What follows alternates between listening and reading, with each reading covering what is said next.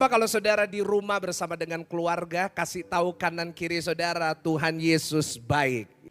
Saya percaya firman hari ini akan membebaskan belenggu-belenggu yang mengikat saudara selama ini. Saya percaya firman Tuhan akan mengubah paradigma kita, mengubah mindset kita. Mungkin hari ini ada saudara yang mengalami depresi, ada saudara yang mengalami kegelisahan, mungkin ada saudara yang mengalami tertekan begitu dalam jiwa saudara. Tapi hari ini saya percaya di dalam nama Tuhan Yesus, sesuatu yang dahsyat pasti terjadi di antara kita. Yang percaya berikan tepuk tangan yang paling meriah, tepuk tangan yang paling dahsyat buat Tuhan. Mungkin ada sahabat-sahabat saudara yang sudah mengalami kekecewaan. Mungkin saudara kecewa dengan keluarga, kecewa dengan manusia, kecewa dengan Tuhan. Tapi saya mau katakan kepada setiap bapak ibu saudara yang saya kasihi. Hari ini kita harus belajar, tampilkan judul dari khotbah hari ini, yaitu menghadapi kekecewaan. Sama-sama tulis di live chat, menghadapi kekecewaan. Saudara, masalah harus dihadapi, tulis di live chat, dihadapi, bukan dihindari. Saat kita menghadapi persoalan, saat kita menghadapi problema, saat kita menghadapi tantangan, jangan dihindari. Tapi sebagai orang Kristen yang punya Tuhan yang besar, kita harus belajar untuk kita menghadapi. Yang setuju sama-sama katakan amin. Ya kan saudara? Dan hari ini kita harus menghadapi kekecewaan. Kita gak boleh terhanyut dalam kekecewaan lalu kita menangisi, mengasihani diri sendiri. Lalu kita aduh kasihan, betapa malangnya nasibku. No. Hari ini jemaat Tuhan yang dahsyat, jemaat Tuhan yang luar biasa. Kita harus belajar menghadapi tantangan. Kita harus belajar menghadapi masalah. Yang setuju katakan amin saudara. Nah, saya mau mulai dengan menunjukkan kepada saudara apa sih kecewa itu. Ya kan? Kita sering berkata, Pak saya kecewa. Pak I'm very disappointed with my life. I'm so disappointed with the events that turn out in my life. Dan sebenarnya apa sih kecewa? Apa sih kata yang sering kita pakai sampai rasanya sering banget kita membahas tentang kecewa? Saudara, saya catat di slide, mungkin bisa ditampilkan oleh multimedia, yaitu kecewa artinya hilangnya sukacita. Tulis di live chat, hilangnya sukacita saat yang diharapkan tidak terjadi. Sekali lagi saya ulangin, apa itu kecewa? Kecewa saat ada hilangnya sukacita, saat yang diharapkan, saat yang diinginkan tidak terjadi dalam kehidupan. Banyak orang berharap sesuatu terjadi, banyak orang berharap sesuatu yang baik terjadi. Tapi saat itu tidak terjadi, sukacitanya mulai hilang. Pak saya berharap Pak, tahun ini saya sudah punya pasangan hidup. Tapi saya nggak tahu kenapa sampai hari ini saya udah diskon 50% nggak laku-laku Pak Pendeta. Mungkin ada saudara yang berharap, Pak Pendeta saya berharap tahun ini saya dapat pekerjaan yang lebih baik. Saya dapat kenaikan gaji, saya dinaikkan pangkatnya. Pak tapi justru yang terjadi gaji saya dipotong. Banyak orang hari-hari ini kehilangan sukacita karena yang mereka harapkan gak terjadi. Dan saudara saya mau tampilkan di slide. Kenapa sih orang bisa kehilangan sukacita? Kenapa sih orang bisa kecewa? Kenapa sih orang bisa ngalamin kekecewaan yang Tuhan taruh dalam hati saya ini? Saya catat kapan terjadi kekecewaan? Saat ekspektasi dan realita tidak klop. Banyak orang kecewa dengan diri sendiri. Bukan hanya kecewa kepada Tuhan, bukan hanya kecewa kepada orang lain. Tapi banyak orang kecewa kepada diri sendiri karena kita punya ekspektasi yang terlalu tinggi. Saya ulangin sekali lagi bisa ditampilkan sama multimedia. Banyak orang kecewa dengan Tuhan. Kenapa? Karena yang terjadi dalam hidup mereka tidak sesuai harapan. Saya catat yang kedua. Banyak orang kecewa dengan pasangan. Kadang-kadang ekspektasi kita dari pasangan terlalu tinggi. Dan yang ketiga saudara. Banyak orang kecewa kepada diri sendiri karena mereka berharap terlalu tinggi akan dirinya sendiri. Dan saya catat di slide berikutnya. Hati-hati dengan kekecewaan. Karena kadang-kadang kekecewaan akan membuat kita menaruh iman kepada Tuhan sesuai pengalaman kita. Jadinya iman kita sama Tuhan itu cuma sebesar pengalaman kita. Oh kalau ikut Tuhan itu kayak gini, sesuai dengan pengalamannya. Kenapa? Karena banyak dikecewain. Nah ini saudara. Nah hari ini Kalau ada dari saudara berkata, Pak Pendeta, yang Bapak bilang itu saya Pak. Saya lagi kecewa. Saya mau tunjukkan kepada saudara ada 2 orang di dalam Alkitab yang mengalami kekecewaan yang besar. Mereka kecewa dengan Tuhan karena Tuhan tidak hadir sesuai dengan yang mereka harapkan. Di saat mereka membutuhkan Tuhan, Tuhan gak datang. Mari kita buka Alkitab kita bersama-sama di dalam Yohanes pasalnya yang ke-11. Yohanes pasalnya yang ke-11, ayatnya yang pertama sampai ayatnya yang ke-7. Saya akan bacakan buat saudara, saudara di rumah bisa baca bersama-sama dengan keras. 1, 2, 3, ada seorang yang sedang sakit, namanya Lazarus. Ia tinggal di Betania, kampung Maria dan adiknya Marta. Maria ialah perempuan yang pernah meminyaki kaki Tuhan dengan minyak mur dan menyekannya dengan rambutnya. Nah Lazarus yang sakit itu adalah saudaranya. Kedua perempuan itu mengirim kabar kepada Yesus, Tuhan, dia yang engkau kasihi sakit. Ketika Yesus mendengar kabar itu, ia berkata, penyakit itu tidak akan membawa kematian, tapi akan menyatakan kemuliaan Allah, sebab oleh penyakit itu anak Allah akan dimuliakan. Ayat 5. Yesus memang mengasihi Marta dan kakaknya dan Lazarus. Ayat 6. Namun setelah didengarnya bahwa Lazarus sakit, ia, perhatikan sama-sama kata berikutnya, ia apa saudara? Sengaja tinggal 2 hari lagi di tempat di mana ia berada. Ayat 7 baca sama-sama. Tetapi sesudah itu ia baru berkata kepada murid-muridnya, mari kita kembali ke Yudea. Maria dan Marta kecewa dengan Tuhan. Kenapa? Ya terjadi dalam hidup mereka gak sesuai ekspektasi. Dan satu hari Lazarus sedang sakit. Dan sakitnya sangat membahayakan nyawanya. Mereka kasih pesan kepada Yesus karena mereka tahu Yesus bisa menyembuhkan. Karena mungkin setelah pelayanan Yesus akan ke rumah mereka dan Yesus akan menceritakan tentang apa yang terjadi. Atau mungkin jika Yesus tidak menceritakan, mungkin murid-muridnya yang lain yang menceritakan.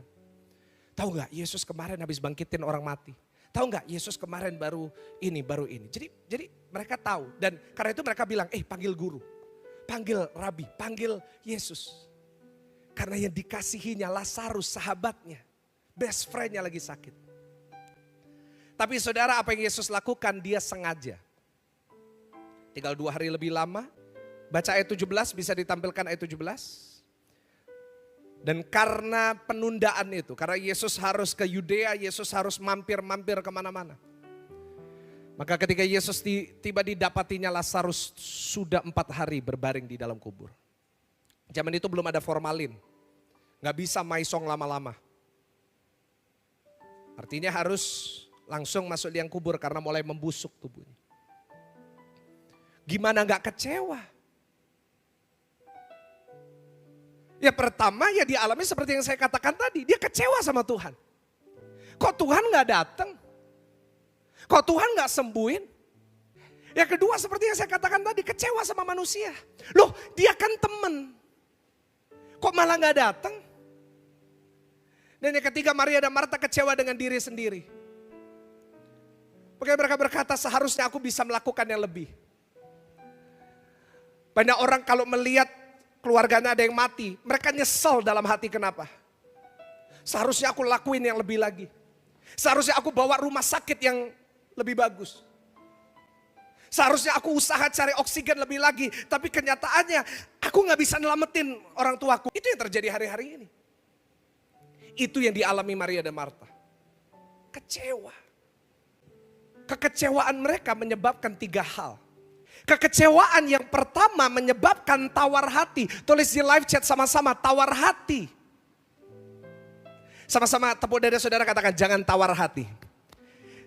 Yang lagi duduk sama keluarga kasih tahu jangan tawar hati ya. Buktinya di mana tawar hati? Yohanes 11 ayat 20, tampilin. Ketika Marta mendengar bahwa Yesus datang, ia pergi mendapatkannya, tetapi Maria tinggal di rumah. Tawar hati Maria. Come on, datang Lazarus udah mati 4 hari, Yesus baru datang. Dia udah males. Nah, orang kalau kecewa, tawar hati. Ngapainlah ke gereja-gereja lagi. Ngapainlah pelayanan-pelayanan lagi. Ngapainlah cari Tuhan lagi. Buktinya Tuhan gak tolong. Nah ini. Orang yang kecewa, kenapa hari ini saya perlu membahas? Karena banyak orang Kristen hari-hari ini tawar hati, terutama saat menghadapi kematian. Jadi tawar hati ke gereja, nggak ingin pelayanan, nggak ingin doa, nggak ingin. Hati-hati Pak dengan tawar hati. Bu, hati-hati kalau saudara mulai tawar hati dalam ibadah. Saudara ke gereja rasanya nggak ada semangatnya, buka HP, buka Instagram, nggak ada kayak rinduan cari Tuhan. Hati-hati. Saya mulai khawatir, saya lihat, ini udah tawar hati nih. Saya bisa lihat dari atas mimbar ini orang yang mulai tawar hati atau enggak. Orang yang lagi begebu-gebu cari Tuhan, beda sama orang yang tawar hati. Saya tuh paling ingat waktu sebelum PPKM ada Bu Kiki Fatmala sama suaminya duduk di depan. Mereka baru bertobat. Waduh, gak ada satupun megang HP padahal artis. Kita follower gak sampai 10.000 aja udah megang HP lihat follower terus. Lihat like berapa like-ku, gak banyak, gak sampai 10.000. Dia gak ada cek handphonenya terus, dia gak ada cek dia sekarang rekeningnya berapa. Dia gak ada malesin manajer, dia lihat penyembahan, dia menyembah, dia melompat, dia memuji Tuhan sama suaminya. Kenapa? Lagi semangat. Tapi saya juga sering lihat jemaat waktunya pujian WL 5. Lihat WL, lompatnya tinggi-tinggi seperti itu. Sampai ada yang tersujud tadi. Gitu biasa aja buka handphone, ngecek saham. Hati-hati ya, kalau udah mulai tawar hati, nanti akan lanjut ke kedua. Yang kedua, orang yang mulai kecewa, yang pertama tawar hati, lalu yang kedua langsung berhenti berharap. Tulis di live chat, berhenti berharap. Udah malas berharap. Buktinya di mana? Yohanes 11 ayat 24. Ini semua dari ayat ini ya. Ini ekspositori dari kisah ini. Kata Marta kepadanya, aku tahu bahwa ia akan bangkit pada waktu orang bangkit pada akhir zaman. Loh, Yesus ada di situ. Dia kebangkitan dan hidup. Dia masih bilang, ya nanti. Gak mungkin. Hati-hati nih. Orang yang mulai tawar hati nanti berhenti berharap. Ada yang udah mulai berhenti berharap, ada yang udah mulai berhenti berharap mujizat Tuhan. Ya udahlah, kalau aku mau mati ya matilah. Ya udahlah, kalau aku miskin terus ya miskin terus lah. Ya kalau aku nggak bisa punya rumah ya nggak usah punya rumah lah. Ya kalau aku nggak punya pasangan ya udah aku jomblo seumur hidup, nggak apa-apa Pak Pendeta. Ada yang mulai berhenti berharap Pak, Bu, brother, sister. Ini bahaya. Karena itu perlu dibahas ini. Karena ini nggak kerasa Pak. Bu, gak kerasa, bisa aja orang ke gereja tapi tawar hati. Dan yang ketiga, kita harus berhati-hati dengan kekecewaan. Karena kekecewaan menyebabkan yang pertama tawar hati, yang kedua berhenti berharap, yang ketiga mulai kehilangan iman. Coba buka Yohanes 11 ayat yang ke-32. Setibanya Maria tempat di Yesus berada dan melihat dia, tersungkurlah ia di depan kakinya. Dia berkata kepadanya, Tuhan sekiranya engkau ada di sini dulu, saudaraku pasti gak mati. Dia udah gak punya iman lagi bahwa saudaranya bisa bangkit. Nah ini dia. Bisa ditampilin tiga-tiganya. Oke Vin. Akibat dari kekecewaan, tawar hati, berhenti berharap, kehilangan iman. Nah hari ini saya mau ajak jemaat Tuhan GSJS. Berapapun saudara yang mengikuti siaran ini. Saya berharap dan saya berdoa. Biar kita bisa mengalahkan kekecewaan. Sama-sama tulis di live chat, mengalahkan kekecewaan. Yang mau berikan tepuk tangan yang paling meriah, tepuk tangan yang paling dahsyat. Kita belajar sama-sama gimana kita bisa menghadapinya. Yang pertama, buka Yohanes 11:32. Saya ulangin lagi. Bagaimana kita menghadapi kekecewaan. Setibanya Maria di tempat Yesus berada dan melihat dia, tersungkurlah ia di depan kakinya dan berkata kepadanya, Tuhan, sekiranya engkau ada di sini, saudaraku pasti tidak mati. Yang pertama, catat baik-baik, screenshot. Dan kalau screenshot, jangan lupa untuk share. Jangan cuma screenshot lalu disimpan, lalu share di Instagram. Tag gereja 1 jam saja. Kalau mau juga tag PS Michael Gunawan. Saudara, bagaimana kita ngadepin kekecewaan? Yang pertama, screenshot. Fokus pada sumber yang tepat. Tulis di live chat, sumber yang tepat, sumber yang tepat. Sama-sama yang di sini, sama-sama katakan sumber yang tepat. Nah, sumber yang tepat. Fokus pada sumber yang tepat. Coba tampilin lagi ayat 32. Maria berkata, Tuhan sekiranya engkau ada di sini dulu, saudaraku pasti nggak mati. Padahal yang di hadapan Maria, Maria lagi bicara sama kebangkitan dan hidup. Anehnya gini, lihat di sini. Sekiranya kau ada di sini, saudaraku pasti nggak mati. Artinya bisa nyembuhin. Padahal Yesus lagi di depannya. Dia lagi ngomong sama Yesus. Dia lagi bicara sama Yesus. Tapi dia tetap berkata, seandainya dulu kau ada di sini, saudaraku pasti nggak mati. Artinya apa? Udah terlambat Tuhan. Padahal Maria tahu orang ini, yang di depannya Yesus ini, sebutannya kebangkitan dan apa saudara? Hidup. Tulis di live chat, kebangkitan dan hidup. Dan bukan hanya itu, bukan hanya dia dengar namanya, tapi dia udah dengar kesaksian-kesaksian. Saya baru selesai satu seri khotbah di 37 mukjizat Yesus. 2 kali Yesus membangkitkan orang mati. Yesus membangkitkan orang mati, anak Yairus dan anaknya janda Nain. 2 kali udah mati dibangkitin. Dan pasti Maria dan Marta tahu. Karena setelah pelayanan Yesus pasti ke rumah Maria dan Marta. Mereka udah tahu pun Yesus bisa menyembuhkan. Yesus bisa membangkitkan. Mereka tetap berkata. Mereka tetap menyesali dulu. Seandainya kau ada di sini saudaraku pasti gak mati. Itu orang kecewa. Udah ada Tuhan. Kita tadi nyanyi masih ada Tuhan. Tapi tetap aja gak bisa melihat mujizat. Yang bisa Tuhan lakukan dalam kehidupannya. Kenapa kita harus fokus kepada sumber yang tepat? Karena kekecewaan membuat fokus seseorang berubah. Kenapa saya suruh saudara, ayo fokus di sumber yang tepat. Karena saat orang mengalami kekecewaan, kecewa dengan diri sendiri, kecewa dengan orang lain, kecewa dengan Tuhan.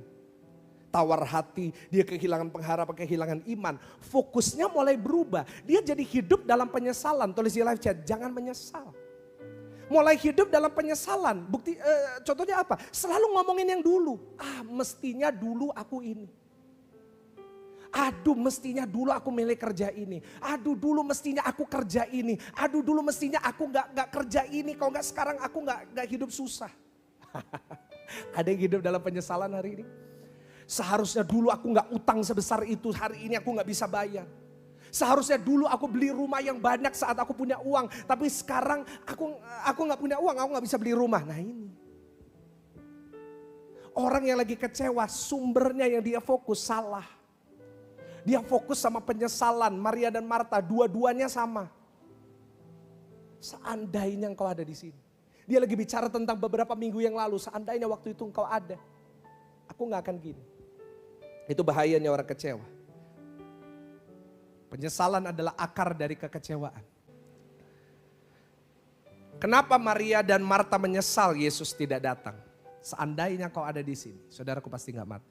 Karena sumbernya salah. Apa sumber pengharapan mereka? Apa sumber yang di mana mereka fokus? Saya catat ada 3 yang merupakan sumber pengharapan mereka. Yang pertama sumber pengharapan mereka adalah pikiran mereka.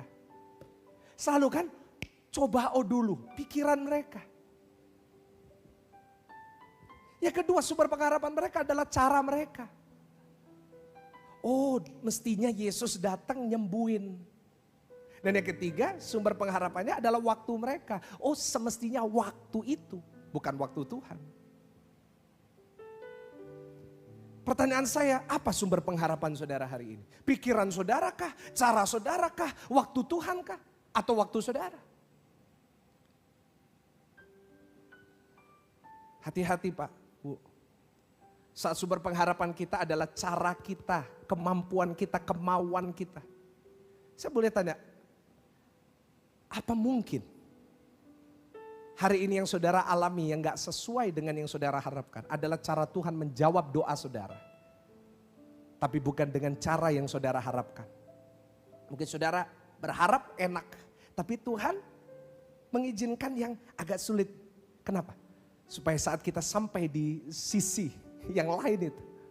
Kita bisa melihat kemuliaan Tuhan yang semakin dahsyat dalam hidup kita. Berikan tepuk tangan yang paling dahsyat, tepuk tangan yang paling luar biasa. Saya catat saat kita mulai membatasi Tuhan. When we start to limit what God can do. Kita gak bisa lihat kuasa Tuhan yang dahsyat. Saat kita mulai membatasi Tuhan dengan cara kita membatasi Tuhan dengan kemampuan kita membatasi Tuhan dengan waktu kita yang terbatas ini. Kita nggak akan lihat kuasanya yang dahsyat. Yesus di depan mereka. Tapi mereka tetap ngomongin yang dulu, cara mereka. Orang yang suka batasin Tuhan, tulis di live chat, jangan batasin Tuhan. Kasih tahu keluarga saudara, orang tua saudara, anak saudara, jangan batasin Tuhan. Doa saya adalah tidak ada jemaat Tuhan hari ini yang membatasi Tuhan. Yang setuju sama-sama katakan amin. Jangan batasi Tuhan dengan pertolongan manusia. Karena banyak manusia mengecewakan. Setuju? Orang yang berharap terlalu tinggi kepada manusia pasti stres dan kecewa. Kalau saudara jadikan manusia sumber pengharapan saudara, siap-siap kecewa. Tulis di live chat, siap-siap kecewa. Saudara berharap kepada Pastor Michael Gunawan, siap-siap kecewa. Berharap sama manusia yang fana ini, siap-siap kecewa. Jangan berharap sama saya, berharap sama Tuhan Yesus. Yang setuju katakan amin. Banyak orang, wah kalau pendeta ini pasti ini. No, jangan berharap sama manusia. Karena kalau pendeta mengecewakan nanti, saudara murtad nanti. Itulah yang terjadi. Tapi sumber pengharapan kita sama Tuhan aja. Yang setuju dan mau katakan amin. Manusia dan Tuhan itu berbeda. Kalau sumber pengharapan kita sama pertolongan manusia pasti kecewa. Saya ngalamin. Waktu GSJS Pakuwon Mall mau buka, saya berharap ada yang nyumbang kursi. Kenapa? Karena saya dengar dari jemaat bahwa ada salah satu jemaat kita pabrik kursi. Nah, ya masuk akal dong. Kalau kita membuka gereja, ada jemaat pabrik kursi, pasti ada yang nyumbang apa saudara? Kursi. Kalau kita membuka gereja, ada jemaat toko musik, logikanya kita berharap ada jemaat nyumbang alat musik. Jelas dong, itu yang saya alamin dulu. Saya dulu masih naif. Wah, saya berharap sama manusia. Jemaat kita ada yang punya ini kontraktor, ini nanti akan bantu ini bantu itu. Nggak ada yang bantu. Nggak ada yang bantu. Kursi saya beli sendiri. Alat musik saya beli sendiri. Nggak ada. Percaya dengan saya, kalau saudara berharap sama manusia, berharap sama orang kaya, kecewa. Karena itu saya nggak berharap sama donatur. Karena itu saya nggak pernah ngemis-ngemis sama donatur. Saya nggak pernah menjilat. Saya nggak mau kasih gak kasih terserah. Karena harapan saya bukan sama orang kaya, tapi harapan saya kepada Tuhan Yesus yang punya segalanya. Berikan tepuk tangan yang paling baik. Karena itu kadang-kadang orang lihat saya, Pastor Michael ini jemaatnya di Pakuwon Mall, ada yang punya Ferrari, ada yang gini. Kenapa kok nggak diajak kenalan? Saya nggak mau. Karena saya udah mengalami banyak manusia mengecewakan. Tapi Tuhan saya gak pernah kecewakan saya. Jangan batasin Tuhan dengan cara itu. Jangan batasin cara Tuhan, ditolong sama ini. Enggak, manusia gak akan nolong. Tapi kalau kita berharap sama Tuhan, pasti Tuhan tolong. Saya catat di sini, hari ini buatlah sebuah keputusan. Sumber pengharapan saya hanya dalam Tuhan. Tulis di live chat, hanya dalam Tuhan. Sampai dengan hari ini, sampai dengan detik ini. Satu-satunya sumber pengharapan saya cuma Tuhan. Apapun yang saya butuhkan, saya lagi butuh sesuatu, saya cuma ngomong sama Tuhan. Tuhan, aku perlu ini Tuhan. Tuhan, aku ada impian ini Tuhan. And God did it gitu. He never lost. Dia gak pernah gagal. Sekitar 5 tahun yang lalu ada seorang hamba Tuhan menubuatkan saya. By the way saya pendeta yang percaya dengan nubuatan juga. Ada seorang hamba Tuhan waktu saya berulang tahun. Masih ada videonya di handphone saya. Ya Selin ya. Waktu beberapa saat yang lalu saya baru keinget karena waktu tahun lalu kok gak salah. 2 tahun yang lalu saya lagi naik pesawat. Kan di pesawat kan gak ada signal. Gak bisa buka Instagram. Nah akhirnya banyak orang ngapain? Buka foto, ya kan? Kita mulai cari foto-foto yang lama. Nah saya nemu video itu, waktu saya ulang tahun, tanggal berapa ulang tahun saya? Coba guyon saudara ya, nggak perlu ingat ya. Tapi waktu saya berulang tahun, saya waktu itu masih WL. Saya nggak terlalu sering khotbah. Yang WL waktu itu kok gak salah Bu Hedi atau Pak Sam itu, Grand City. Dia nubuatin saya, Michael, kamu akan dipakai Tuhan untuk khotbah ke bangsa-bangsa. Bener ya Selin ya? Masih ingat loh? Dan setelah itu saya semangat Pak. Kenapa? Yes, habis ini ke Eropa, ke Amerika khotbah di sana. Tapi lewat 1 tahun, 2 tahun, nggak pernah diundang. Saya sampai, gimana ya? Saya mulai pikir cara kenalankah dengan pendeta di sana. Gimana nubuatan ini bisa terjadi? Tapi saya akhirnya belajar untuk gak berharap lagi sama manusia. Gak perlulah kenalan-kenalan terus cari koneksi ke sana. Nanti Tuhan punya cara sendiri. Tahun 2020. Bener, saya khotbah ke bangsa-bangsa. Saya khotbah hari ini ke Jepang, ke Amerika, ke Eropa. Berikan tepuk tangan yang paling luar biasa. Saya ada di sana, di mana? Cuma di TV-nya. Tapi tetap terhitung kan di TV-nya. Terus saya muncul di Eropa, ya udah saya di Eropa. Tapi itu cara Tuhan yang saya nggak pernah bayangin. Stop limiting God. Berhenti membatasi Tuhan. Sekali lagi ulangin dengan keras. Berhenti apa saudara?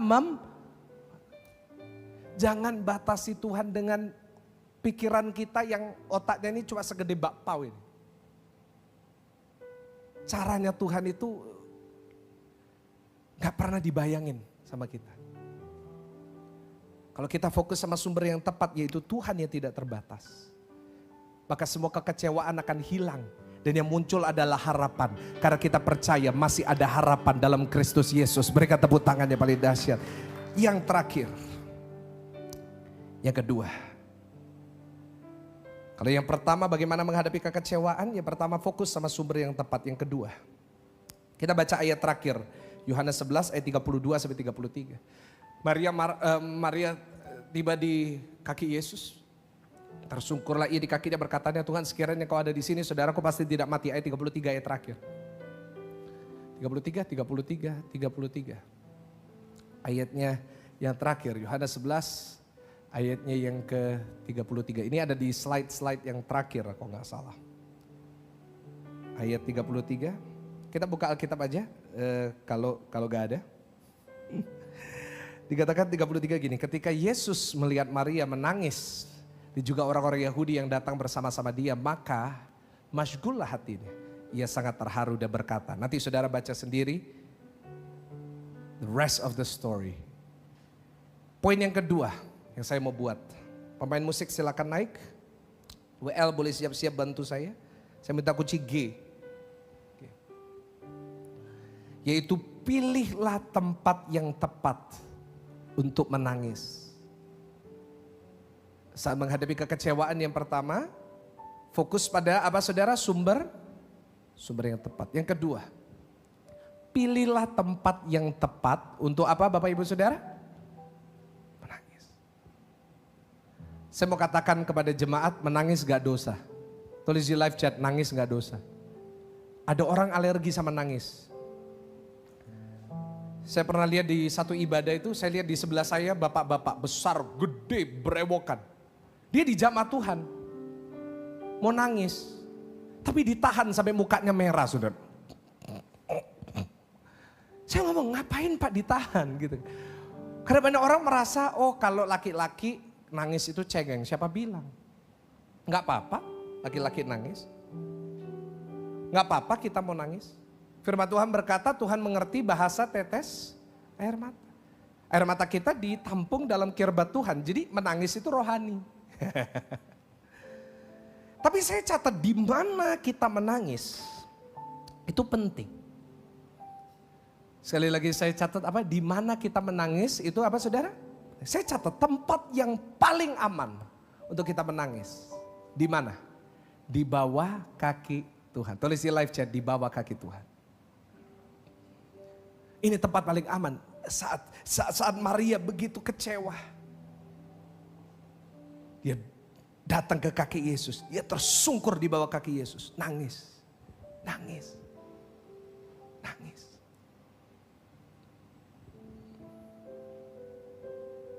Kapan terakhir kali saudara duduk di bawah kaki Tuhan, berdua aja sama Tuhan? Kita bilang sama Tuhan, Tuhan, aku gak bisa Tuhan. Tuhan, aku gak mampu Tuhan. Kapan terakhir saudara punya waktu itu sama Tuhan? Siap Sabtu malam sebelum saya khotbah, istri saya sudah naik, saya di kantor.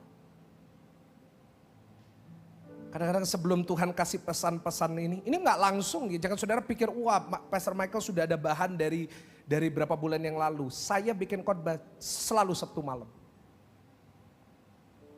Saya cuma nangis sama Tuhan, Tuhan aku gak bisa Tuhan. I'm so limited, aku sangat terbatas Tuhan. Aku mau ngomong apa aku gak tahu. Saya ngomong sama Tuhan, Tuhan aku udah khotbah begitu banyak. Aku mau ngomong apa lagi yang baru yang bisa berkati jemaat.